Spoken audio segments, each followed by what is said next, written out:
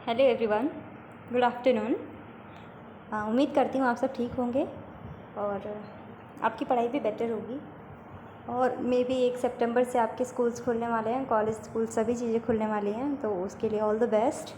और अगर आप स्कूल जा रहे हैं, स्टूडेंट हैं या फिर कहीं भी जा रहे हैं, जैसे काम है, कोई कहीं भी जा रहे हैं, तो आप अपनी सेफ्टी बरतें, ठीक है। सो आज हम कोई यूनिट नहीं पढ़ेंगे, बल्कि ये जानेंगे कि कैसे पढ़ते हैं, ठीक है। और एक अच्छा अगर आंसर लिखना है तो कैसे लिखेंगे, ठीक है। मतलब कहने का ये है कि पढ़ने के आप किस तरह से पढ़ो कि आपकी पढ़ाई आपको मेमोराइज़ हो, याद हो, ठीक है। और एक इम्प्रेसिव आंसर कैसे लिखोगे जिससे आपका टीचर इम्प्रेस हो, और जो क्या करे, एक ऐसा उत्तर जो क्या कर सकता है, मार्क्स गेन करने में हेल्प करे, ठीक है। आप कैसे मार्क्स को गेन कर सकते हो एक अच्छा और इम्प्रेसिव राइटिंग लिख करके, ठीक है। आप कोई भी आंसर लिखते हो तो उसके फॉर्मेट्स का होना चाहिए, इसके बारे में हमारा वीडियो है, ठीक है।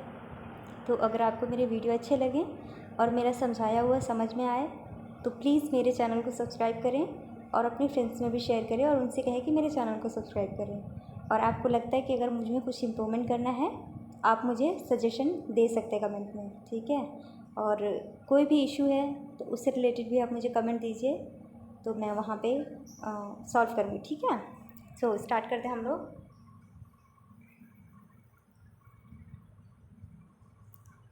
सबसे पहले हम देखेंगे कि एक पढ़ना कैसे, ठीक है। अगर आपको पढ़ना है तो एक होता है, किसी ने मुझसे पूछा कि मैम सेल्फ स्टडी से पढ़ते हो या मतलब बुक से ही पढ़ते हो, सेल्फ स्टडी करके नोट्स बनाते हो या फिर बुक से पढ़ते हो। तो मैं बता दूं आपको कि देखो, किसी के पढ़ने पर मत जाओ कि कौन कैसे पढ़ता है, ठीक है। वो आपके ऊपर हैबिट है कि आप कैसे पढ़ते हो। तो देखो, पढ़ने का तरीका क्या है। अगर कोई पढ़ रहा है, जैसे स्टूडेंट है, ठीक है। कॉलेज में मोस्टली स्टूडेंट यही करते हैं। आप जाओगे कॉलेज में, 12th के स्टूडेंट अगर मोस्टली हैं, 11th के या 10th के हैं, अगर आप लोग कॉलेज में जाओगे तो कॉलेज में आपके साथ यही होगा। टीचर आएंगे, प्रोफेसर्स आएंगे, आपको लेक्चर देकर चले जाएंगे। वो आपके ऊपर डिपेंड करता है कि आप बुक लेकर के और टीचर की बातों को लिखें, उस चीज़ को समझें। तो वहाँ पे हेल्प की ज़रूरत हो जाती है आपको। और इस चीज़ को आप अगर अभी से प्रैक्टिस करते हो तो आपके लिए बहुत इजी होगा, ठीक है। क्योंकि कॉलेज में बहुत कम टीचर होते हैं जो आके नोट्स प्रिपेयर करवाते हैं। सो आप अगर आप कोई बुक पढ़ रहे हो तो आप बुक से ही ना पढ़ के क्या करो, और टीचर भी अगर कोई कॉपी बनवा रहे हैं आपकी, तो सिर्फ टीचर की कॉपी से नहीं, बल्कि आप पढ़ रहे हो उस चीज़ को, तो उसमें कुछ अंडरलाइन चीज़ें होती हैं, हाईलाइट्स बातें होती हैं जिसको आपको अंडरलाइन कर लेना चाहिए, ठीक है। दूसरा, अगर आप बुक पढ़ रहे हो, ठीक है, तो जब तक आप उस चीज़ को पढ़ने के बाद लिखोगे नहीं, तब तक आपको पता नहीं चलेगा आपने क्या पढ़ा और क्या नहीं पढ़ा। क्योंकि देखो, पढ़ने के बाद आपके माइंड में वो चीज़ें रहेंगी नहीं रहेंगी पता नहीं, हो सकता है दिमाग से निकल जाए। लेकिन अगर आपके पेन ने वो चीज़ लिखी है ना, और आप लिखना बैठ रहे हो कोई आंसर, तो वो अपने आप ही लिखा, आपका हाथ नहीं रुकेगा, वो बढ़ता जाएगा, लिखते जाओगे आप। तो अगर आप पढ़ रहे हो, ठीक है, तो पढ़ने के साथ आप क्या करो, सेल्फ के नोट्स बनाओ खुद। लाइक नोट मेकिंग बनाते हो आप लोग, तो उस हिसाब से करो, ठीक है। प्लस बुक पढ़ो, ठीक है। और बुक रीडिंग करने के बाद ही आपकी सेल्फ नोट्स बन सकेंगे। और सेल्फ नोट्स का मतलब ये है फ्रेंड्स कि मान लो कोई बुक है जो 100 पेजेस की है, और आप सेल्फ स्टडी से इतने उसकी की पॉइंट्स बना लो, इतने नोट्स बना लो, छोटे छोटे बुलेट हाईलाइट्स पॉइंट बना लो, जो आपके 20 से 15 पेजेस में पूरी बुक 100 पेजेस कवर हो जाए। मतलब ऐसी ऐसी बातें, ऐसे ऐसे वर्ड्स होते हैं हाईलाइट, कि आप उस चीज़ को नोट करके जो 100 पेजेस का है, आप उसे 20 से 30 पेजेस का कर सकते हो, ठीक है।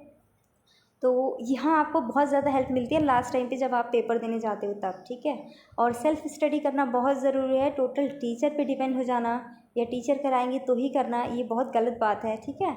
तो जब तक आप सेल्फ स्टडी नहीं करोगे तब तक आपको चीज़ें समझ नहीं आएंगी। टीचर का काम है आपको पढ़ा के चले जाना, वो सिर्फ 1-2 बार पूछेगा आपको समझ आया कि नहीं आया, ठीक है। उसमें भी कितने स्टूडेंट ऐसे होते हैं जो हेजिटेशन में होते हैं कि मैं बोलूँ कि नहीं बोलूँ, मुझे समझ आया कि नहीं आया, तो ठीक है। तो जब तक आप सेल्फ स्टडी नहीं करोगे तब तक आप नहीं पढ़ पाओगे, ठीक है। आप पढ़ने का तरीका देखो,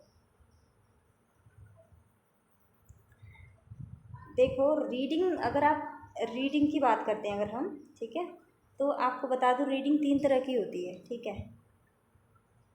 एक होता है आप सीधे पढ़ते चले गए, कहीं नहीं रुके, मतलब बहुत ही फास्ट आपने पढ़ लिया और चैप्टर ख़त्म हो गया, आपने कुछ भी नोट नहीं किया क्या है क्या नहीं है, ठीक है। सेकंड टाइम आप पढ़ रहे हो तो कुछ ऐसे शब्द हैं जो आपके माइंड में क्लिक कर रहे हैं, अच्छा ये मैंने फर्स्ट रीडिंग में पढ़ा और अब माइंड में आ रहा है, ठीक है। और थर्ड रीडिंग में आपका क्या होता है कि आप चीज़ों को अंडरलाइन करने चलते हो। अंडरलाइन का मतलब क्या है, आपने हाईलाइट पॉइंट पता चल गया कि मैंने 3 बारी अगर रीडिंग करी है तो हाईलाइट पॉइंट्स कौन से हैं, चैप्टर किस पे बेस्ड है। तो मेक श्योर कि आप अगर रीडिंग कर रहे हो तो 3 तरह की रीडिंग करो। पहले तो फटाफट पढ़ते जाओ, फिर सेकंड टाइम में अगर आप पढ़ोगे तो कुछ वर्ड्स ऐसे होंगे जो आपके माइंड में क्लिक करेंगे, अच्छा हाँ मैंने फर्स्ट रीडिंग में इस चीज़ को देखा। थर्ड रीडिंग आपकी कैसी होगी, जिसमें चीज़ों को आप अंडरलाइन करोगे, चीज़ों को समझ सकोगे, ठीक है। तो इस तरह से आपकी रीडिंग होगी। और रीडिंग करते टाइम मेक श्योर कि आपके हाथ में पेंसिल होना चाहिए, ठीक है, हाइलाइटर होना चाहिए, जिससे आप जो हाइलाइटेड पॉइंट्स होते हैं आप उस चीज़ को अंडरलाइन कर सको। अंडरलाइन करने का मतलब यहाँ पे ये होता है फ्रेंड्स, अगर आप दोबारा बुक पढ़ते हो तो आपको दोबारा बुक पढ़ने के बजाय सिर्फ उस अंडरलाइन चीज़ को पढ़ लोगे तो आपको चीज़ें पता चल जाएंगी कि हाँ मैंने क्या इस चैप्टर में पढ़ा था और क्या चल रहा है इस चैप्टर में, ठीक है।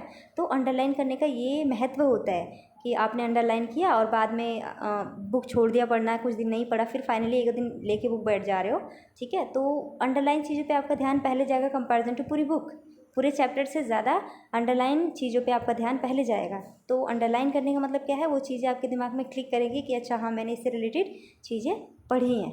तो मेक श्योर कि आपके हाथ में पेंसिल होना चाहिए, आपके नोट्स बने होने चाहिए, खुद के सेल्फ नोट्स बनाओ आप, ठीक है।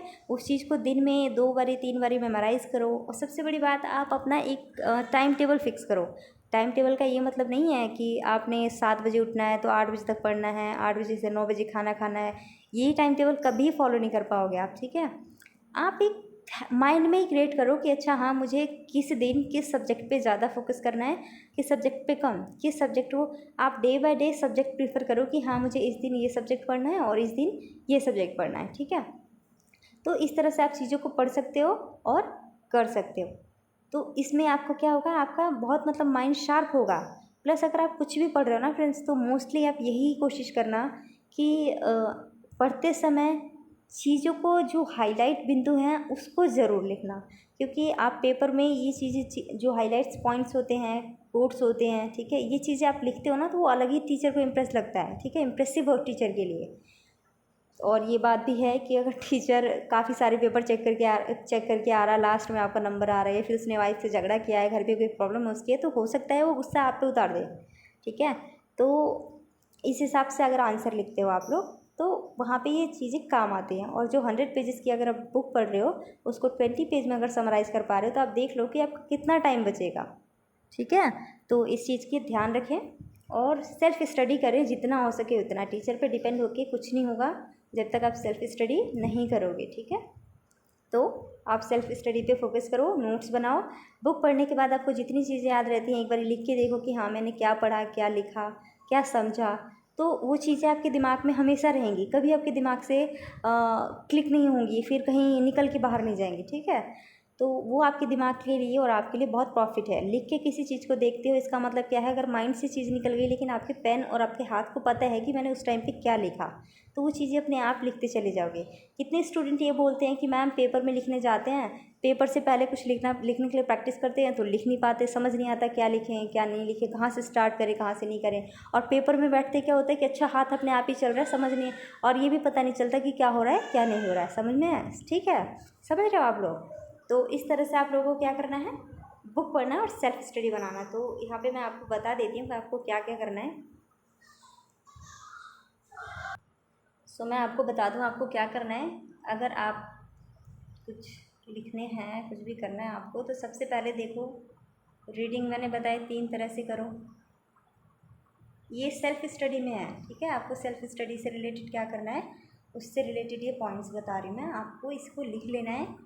और यही मुझे लगता है, मेरे हिसाब से तो यही होना चाहिए, बट आपको जो टीचर्स अच्छे लगते हैं या फिर जो भी आपको फॉर्मेट आंसर का है और पढ़ने का जो भी तरीका है आपका, वो आप लिख सकते हो।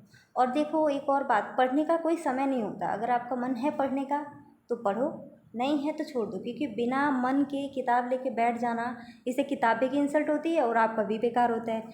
तो अगर मन है तो ही किताब हाथ में लो, अदरवाइज़ मत लो, ठीक है। और पढ़ने का जो आपको टाइम लगता है कि हाँ इस टाइम पे मैं पढ़ सकता हूँ, तो उस टाइम पे आप प्रीफर करें और उस टाइम पे आप ज़रूर से पढ़ें। जैसे मुझे मोस्टली मैं दिन में बहुत कम पढ़ती हूँ, बहुत रेयर है कि 3-4 घंटे पढ़ लिया। अदरवाइज़ मैं रात को रात भर अगर मैं पढूँ तो भी मुझे नींद नहीं आती। रात को मुझे पढ़ना ज़्यादा बेटर लगता है कंपैरिजन टू दिन में, ठीक है।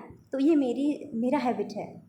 तो आपका भी हैबिट जो होगा रात को है, दिन में है, सुबह है, तो इससे आपको चीज़ें पता चलेंगी। और दूसरी बात, आपको अपने अंदर के स्ट्रेंथ और वीक पॉइंट को जानना है कि किस में आपकी स्ट्रेंथ है और क्या आपका वीक पॉइंट है। जो आपका वीक पॉइंट है उस पर ज़्यादा फोकस करें कंपैरिजन टू जो आपका स्ट्रेंथ पॉइंट है, ठीक है। तो जो आपका स्ट्रॉन्ग पॉइंट है उस पर क्या करना है, बहुत रेयर फोकस करना है, लेकिन आपका जो वीक पॉइंट है उस पर ज़्यादा फोकस करना है, ठीक है। जैसे आपका एग्ज़ाम है, अगर आप किसी सब्जेक्ट में वीक हैं तो आपको क्या करना है, सबसे पहले जो आपका स्ट्रॉन्ग सब्जेक्ट है उस पर पहले पूरी तरह से पढ़ लो उसको, ठीक है। अगर ये मेरा स्ट्रॉन्ग पॉइंट है तो इसको मैंने फटाफट पढ़ लिया, उससे जितना टाइम बचता है आप वीक पॉइंट को, सेक्शन को दो। आपका जो भी वीक पॉइंट है उस चीज़ को कवर करो, ठीक है। ये नहीं है कि मेरा वीक पॉइंट है तो मैं उसको ध्यान ही ना दूँ, पढ़ूँ ही ना, ऐसा नहीं। आपको जिसमें तेज हो तो ठीक है, लेकिन जो वीक पॉइंट है आपको उस पर भी फोकस करना है, ठीक है।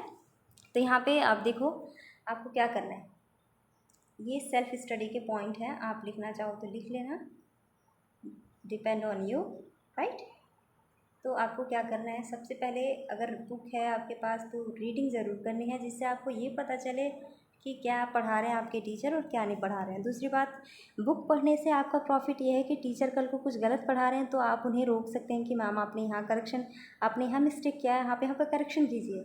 इससे टीचर को भी अच्छा लगता है, अच्छा हाँ स्टूडेंट पढ़ के आया। और एक बात और कि जो स्टूडेंट टीचर अगर टीचर गलती कर देता है तो मजाक उड़ाना या फिर उनका टेस्ट लेना करते हैं ना, ये आदत छोड़ दें, ठीक है। क्योंकि टीचर कुछ पढ़ के ही वहाँ तक आया, उस लेवल तक आया है। तो और टीचर कोई भगवान नहीं है, भगवान ने भी बनाने में लोगों को बहुत गलतियाँ की है, तो टीचर तो खैर तो इंसान है वो, तो गलती तो उससे भी हो सकती है, ठीक है। तो इस चीज़ को ध्यान में रखें। रीडिंग के 3 स्टेजेस बताए मैंने, आप तीनों स्टेजेस को फॉलो करें, ठीक है। उसके बाद आपको क्या करना है, नोट्स बनाएं, ठीक है। नोट्स का मतलब क्या है, आपको बुलेट पॉइंट ऐड करना है इसमें। किसी भी यूनिट को पढ़ रहे हो तो आप उसके बुलेट पॉइंट को नोट कर लो, ठीक है। तीसरा, ट्राई करो कि चीज़ों को अंडरलाइन कर सको, ठीक है। मेक श्योर बुक रीडिंग कर रहे हो तो आपके हाथ में क्या होनी चाहिए, पेंसिल ज़रूर होनी चाहिए, ठीक है। और किताब पढ़ते समय दिल और दिमाग दोनों किताब में होना चाहिए, ये नहीं कि दिल यहाँ है दिमाग वहाँ है, किताब लिखिए फॉर्मेलिटी निभा रहा हूँ मैं या निभा रही हूँ, ठीक है। सो ये आपके सेल्फ स्टडी के लिए है। अब चलते हैं एक अच्छा आंसर कैसे लिखते हैं। फ्रेंड्स, ये जो बता रही हूँ ये सिर्फ मेरे लिए है अच्छा, बाकी आपके लिए बाकी टीचर क्या बताते हैं, आप किसकी सुनते हो वो डिपेंड करता है आप पर, आपको क्या चीज़ें सही लगती हैं। तो बताओ एक अच्छा आंसर कैसे लिख सकते हैं। तो देखो फ्रेंड्स, अच्छा आंसर लिखने के 3 फॉर्मेट होते हैं। सबसे पहले किसी भी आंसर का परिचय दो, इंट्रोडक्शन उसका देना चाहिए, ठीक है। दूसरा उसका कंटेंट, उसका जो बॉडी पार्ट है, ठीक है, जो उसका बॉडी है उसको लिखो। फाइनली आपको लिखना है कंक्लूज़न यानी निष्कर्ष। तो ये किसी भी आंसर में इस फॉर्मेट को आप अप्लाई कर सकते हो और ये आंसर आपको अच्छे नंबर दिलाएगा, ठीक है। अब इसके अलावा आपने क्या करना है आंसर में वो देखो। आपको आंसर में क्या करना है, अगर कोई क्वेश्चन है आपके पास, उससे रिलेटेड कोई डायग्राम है, ठीक है, सॉरी मैप है, फ्लो चार्ट है,